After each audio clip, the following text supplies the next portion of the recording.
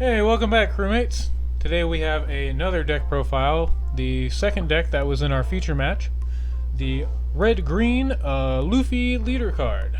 Yay! So we're going to go through our deck profile, our choices, and some of the ideas we had when thinking about putting this deck together. So we hope you enjoy. Starting with the man himself, the leader Luffy. He has a nice skill that is what we built the deck around, where once per turn, by paying 4, you can restand a 5 or less Supernova or Straw Hat crew member character card. And then they gain 1000 power. I like this ability because it allows you to just have one guy out and just reuse him a bunch of times. You don't need to have a big field. It lets you, be continuous with your attackers.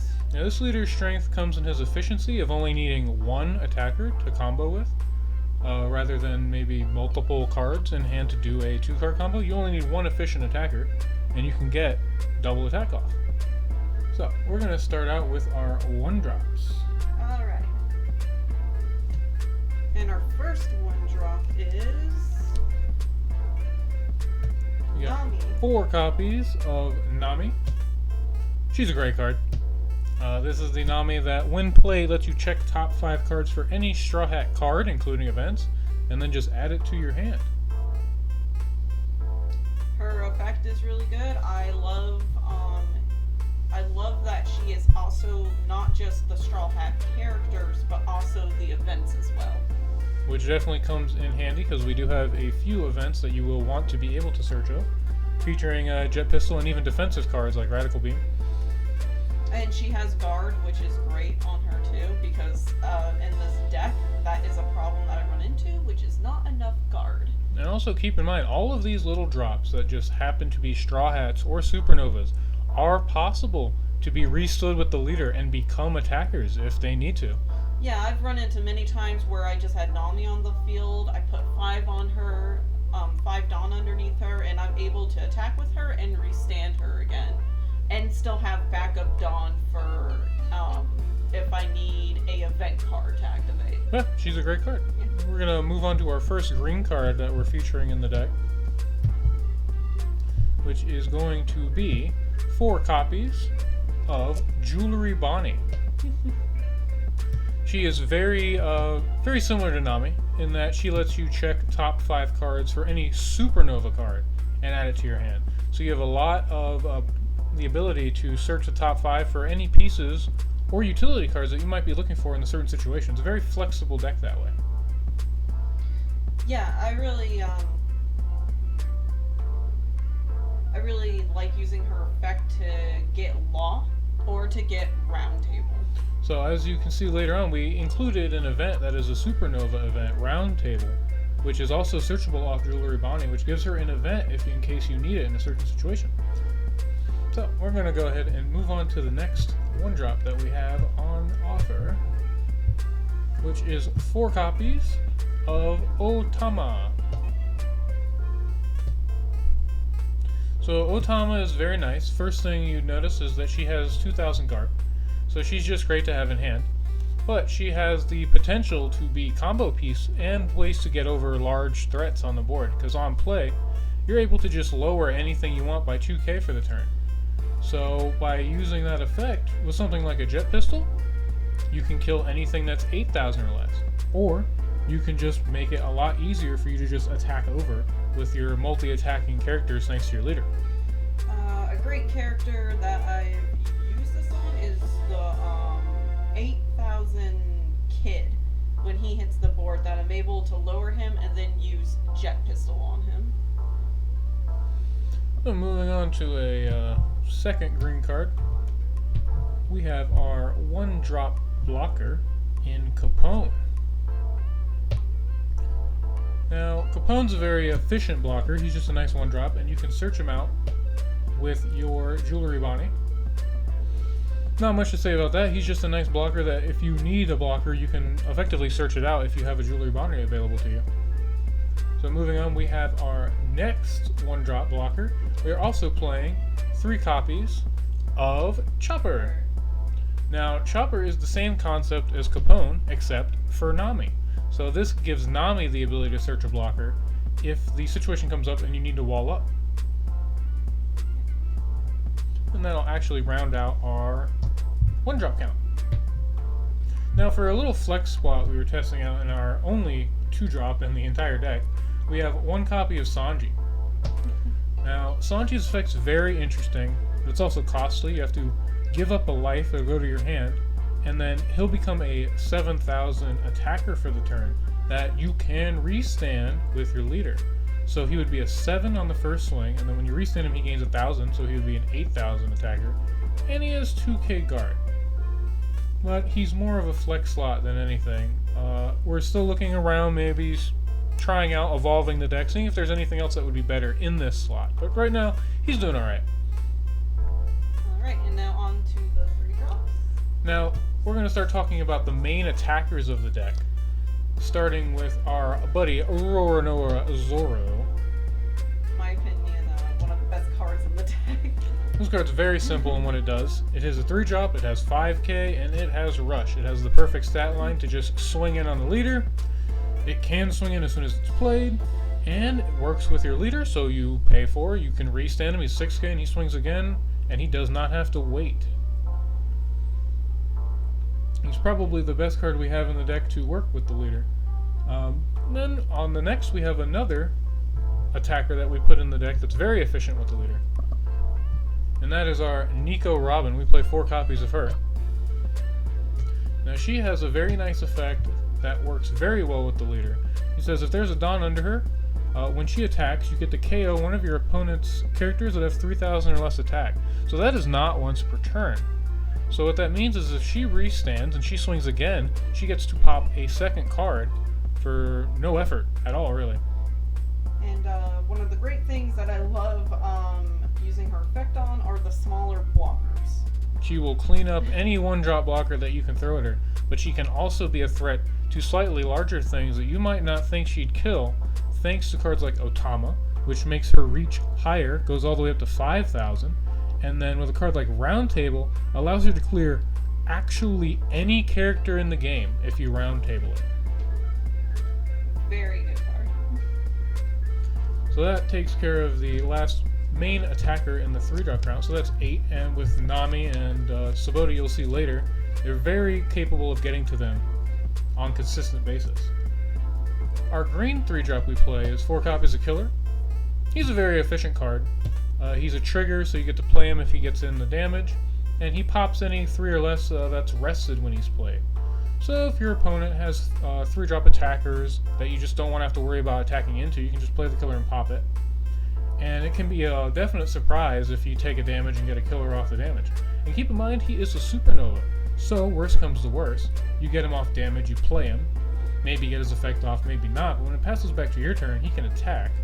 And if you slap some Dawn under him, he's restandable with your leader Luffy, so there's some nice synergy there. Moving on, we're going to go into our big guys. So we have our 5-drop, and we play 3 copies of Mr. Trafalgar Law. And this boy right here is a threat. Now, he is our 6k blocker, and I've said before that I love 6k on a blocker. It just lets you block for your leader and pretty much save 1,000 guard when you're guarding, because you can guard the blocker and make him live, which is very nice to be able to have. Also, in the first version build of this deck when we were test playing, when we didn't have him in there, it was not as consistent. And as soon as we put him in there, it was more consistent with popping Nami back into my hand, being able to use her for guard or to replay. And by consistent, we're talking about we just didn't have enough blockers. Yeah. The defense was really low. We were trying to go all aggro, and we were just dying too fast. And also, I love to pop Nami back into my hand and then play Zoro in her place. There is a ton of utility you can do with this card because all of your main attackers are 3-drops. And a lot of your utility cards are 1-drops that you can recycle. So you just pop the 1-drops back to your hand, replace them with your 3-drop attackers, and then you get your 6k blocker. It's just really nice. And then moving on, we have one more character to go over, and that is 2 copies of the 5-drop Luffy Boy.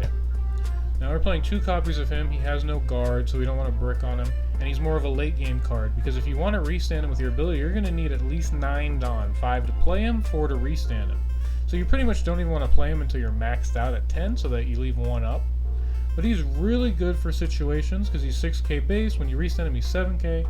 And if the situation comes up where your opponent's trying to wall you out with blockers, you can just slap extra Dawn on him and just try and swing for face. So he's pretty good, and just having he's pretty much a 5th and 6th copy of Zoro because he is an additional rusher, and we've really liked rushers in this deck just so you can pressure as much as possible. Yeah. Alright, on to the events. Yep, we're moving on to events. Our first event is our consistency card. We have the In 2 Years to Sabati event card. So for cost of 1, you get to do Nami's effect, except the only difference is Nami can get events, this can't, so keep that in mind. But this also is a trigger. So if it gets hit off damage, you get to search top 5 for free. So that's always nice. It's just added consistency. It allows you to get to your Nami faster, more efficiently. It allows you to get to your Robin so you can set her up. It allows you to get to your Zoro. It searches the 5-drop Luffy. It can get a blocker and a pinch with Chopper. It's just a really good card to have around. Unless a card that you would just much rather have in your deck for some reason to replace this card with, I would just consider just playing this card just to get to the cards you actually want to see instead of filler cards. Yes. That's kind of my stance on this. Alright, on to... We're actually testing out a green event that I think is a pretty good event, and that is 3 copies of Paradise Waterfall. So this card only costs 1, gives you 2k, but the real effect of this card is that after you play it, you get to restand any of your characters. There's no cost limit on it or anything, you just get to restand them, and what that means is that you can prevent one of your guys from being attacked. In most case scenarios, there are, I think Frankie in red is the only card that can attack a vertical character. But for the most part, if you play this card and stand a guy, they're not dying by a battle, which is very useful. And I've had it where people definitely want to get rid of Zoro and Robin, and I'll play this and restand them, so then I get to keep them for next turn, so I don't have to replay. Yeah, definitely a lot of utility with this card. For the main defense card, we play 3 copies of Radical Beam. Because your leader only has 4 life, you go to 2 relatively fast, and you have control over, when you take damage for the most part. So if you have Radical Beam in hand, you can go ahead and take your 2 damage and go to 2 life, and this is a 1 cost event that gives you plus 4k. So it lets you live a lot more efficiently on those big attack swings. Good to go? Yep, good to go. Next is one of our utility cards. It is 2 copy of Round Table.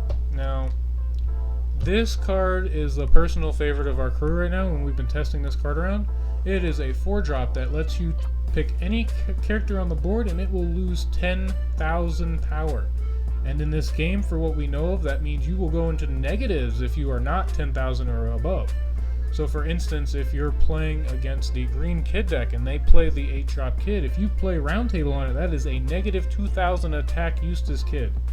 And that means all of those Namis that you might just have on the board chilling there suddenly swing at this kid and he's dead. They need to be able to block, and they're probably not going to counter from hand because that means they need to counter 5k to guard a Nami swing, let alone a leader. And this has been really great fighting against the Kaido deck as well with the bigger Kaidos. Just any deck that plays a big guy is going to hate this card. If you're playing blue and they're playing the big 7-drop Crocodile, that lowers the cost of events and stuff. You play this, it's negative 3,000, the thing's dead. You playing green, you kill Kid. You're playing purple, you play this on Kaido. The 9-drop becomes a 0. The 10-drop becomes 2,000, so Nami still threatens the 10-drop. You play against red and they're playing Shanks. You play this on Shanks, he's 0, and Nami swings over Shanks. It's just a really fun, and this is the Supernova card we were talking about, so you can get this off of your Bonnie search to prep in preparation for a big drop that you might see incoming in the future.